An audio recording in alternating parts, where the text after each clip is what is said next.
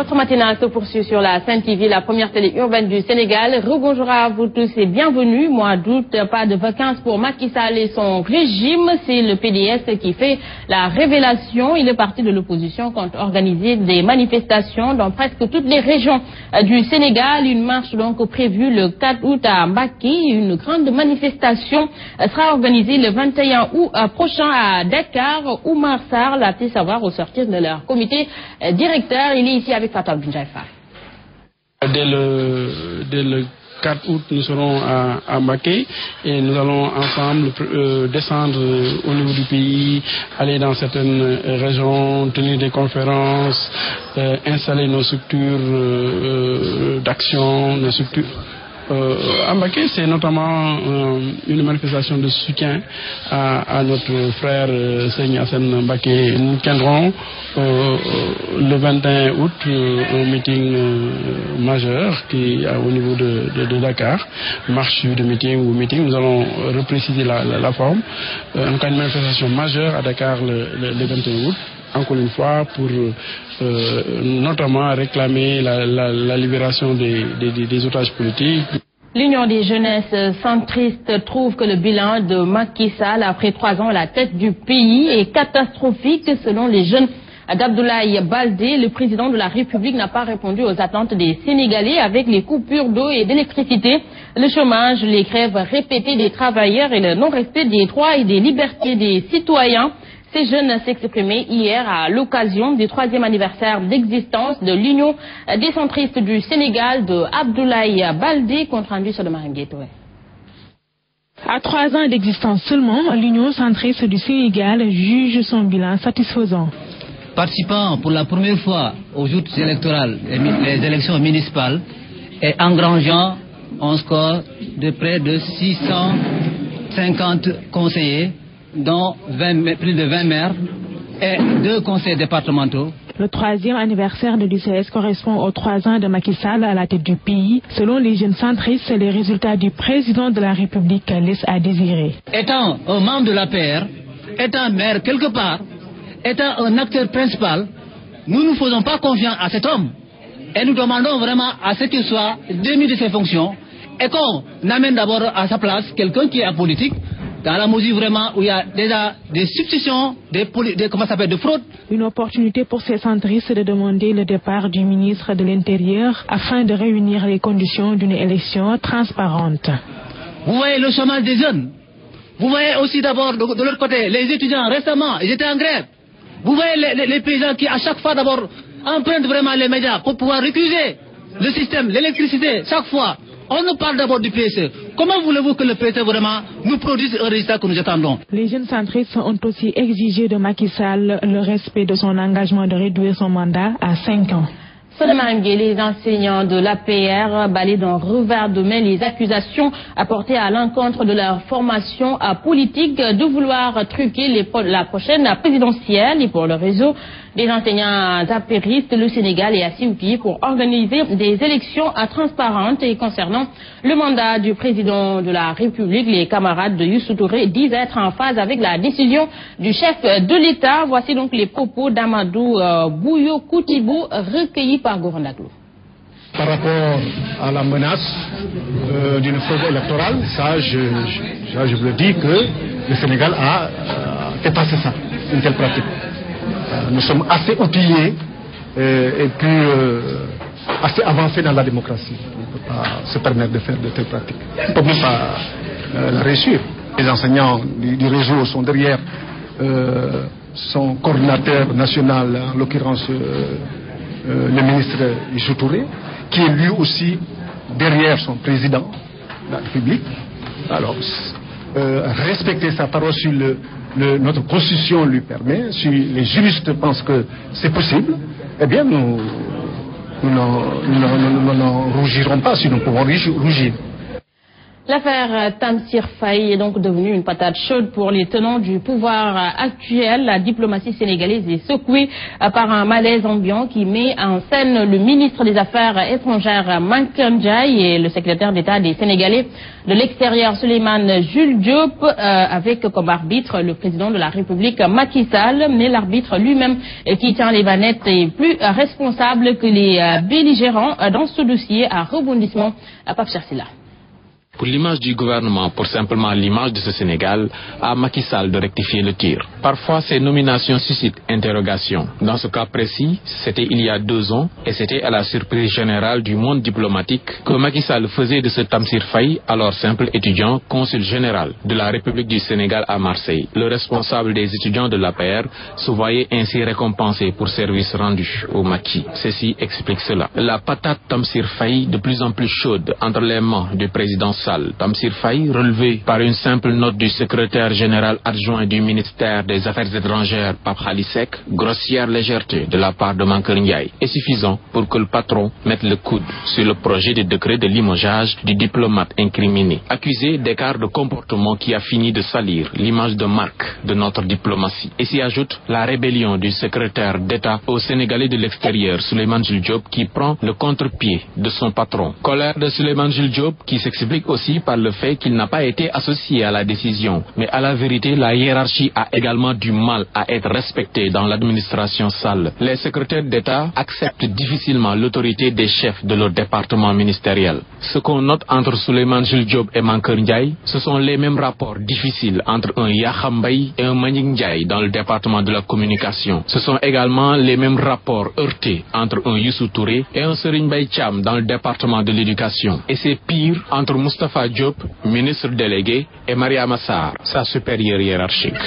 Merci à Pape Chersila. À présent, intéressons-nous au domaine de la santé avec le syndicat des médecins du Sénégal qui tire un bilan positif à mi-parcours de son mot d'ordre de grève de 48 heures.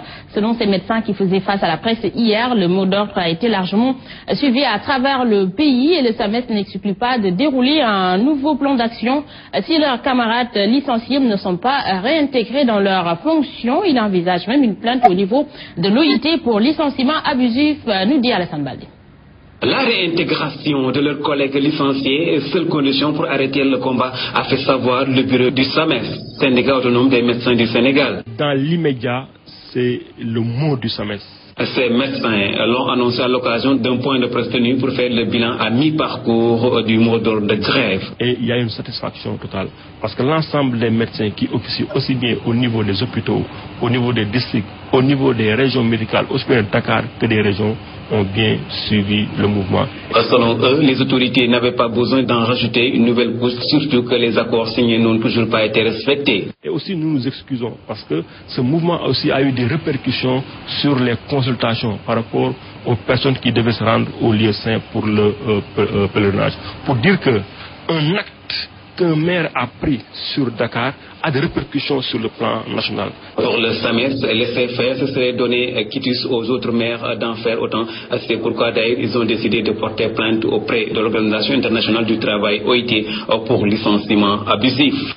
Le pôle de développement de la Casamance doit être le socle du développement des collectivités de cette zone sud. Et c'est dans ce contexte qu'un atelier de partage sur l'Observatoire national de la décentralisation et du développement local et sur le marketing territorial a eu lieu dans les 3 régions de la Casamance naturelle pour 3 jours. L'agence de développement local veut ainsi intégrer l'information territoriale dans le processus de développement compte rendu à Kolda, Pape Kodjali.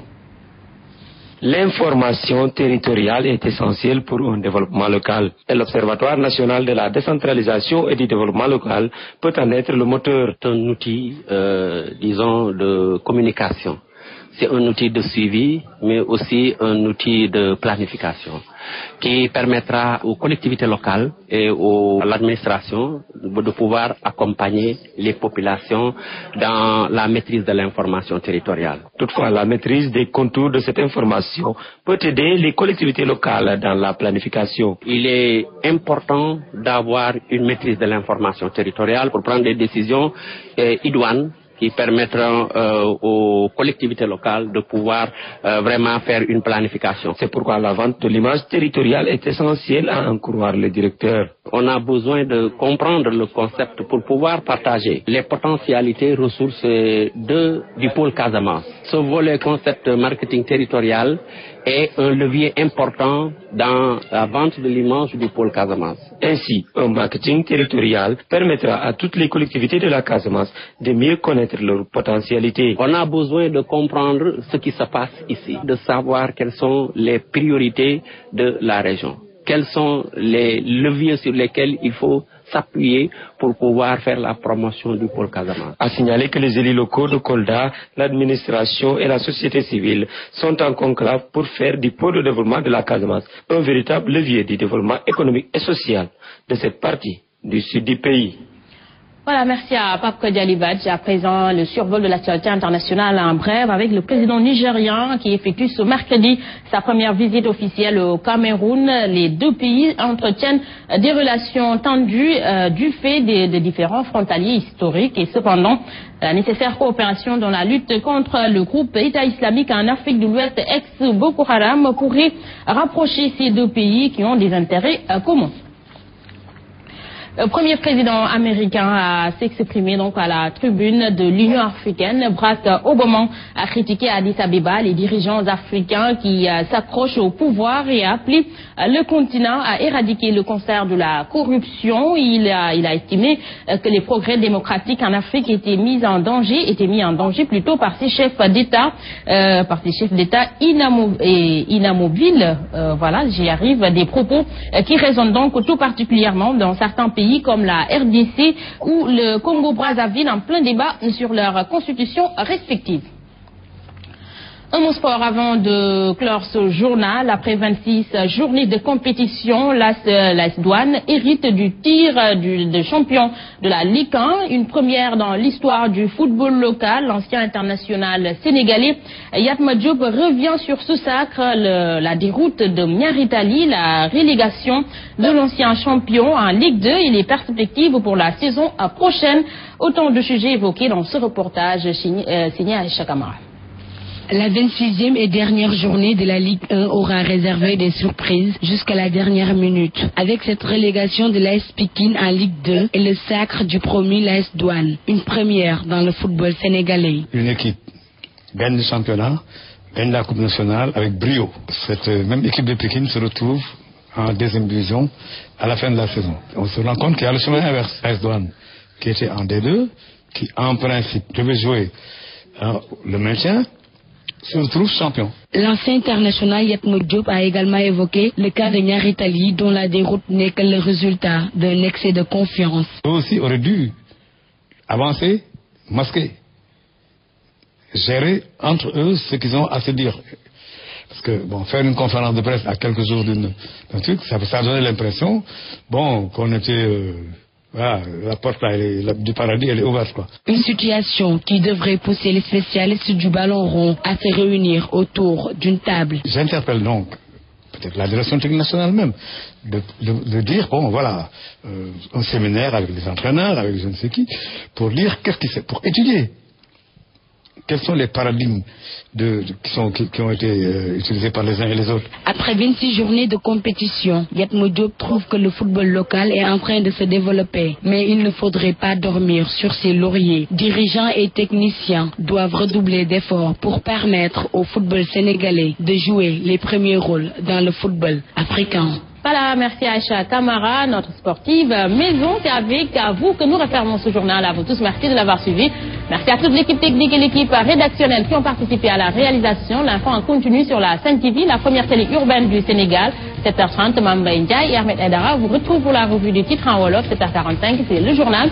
Et tout de suite, Saint-Coach s'installe dans Saint-Jim pour vous donner quelques mouvements. Quant à moi, je vous donne rendez-vous à 13h pour le flash d'information. Bon réveil matinal à tous et bonne journée.